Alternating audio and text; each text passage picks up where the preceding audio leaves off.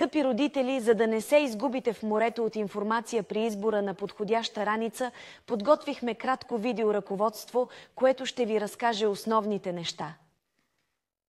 Всяко дете е уникално, затова препоръките за клас се използват само за бърза, формална ориентация в многото предлагани модели ученически раници.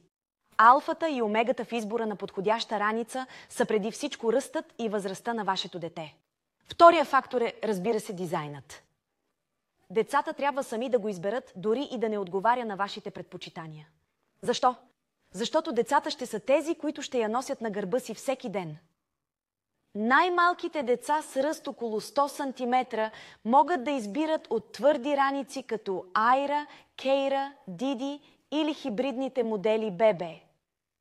Всички тези модели са подсилени отстрани, тежат около 1 кг и имат достатъчен обем, за да ви служат до края на втори клас. Куфарчето Кира е подходящо до трети клас.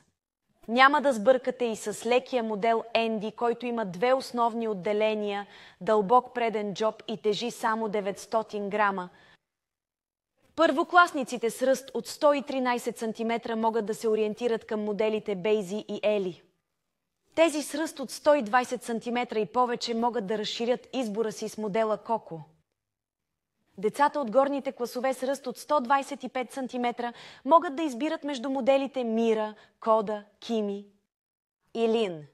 Моделът е подходящ както за по-високите ученици, така и за по-ниските четвъртокласници. Освен това, по-големият обем означава, че може да се ползва по-дълго време.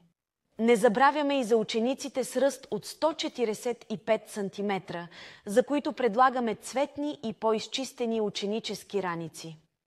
Какво мислите вие, скъпи родители? Можете ли да си помогнете с избора? Ако все още не сте сигурни, не се колебайте да се свържете с нас. Ще се радваме да ви помогнем. Така че на добър час и се забавлявайте, докато търсите правилния модел ученическа раница.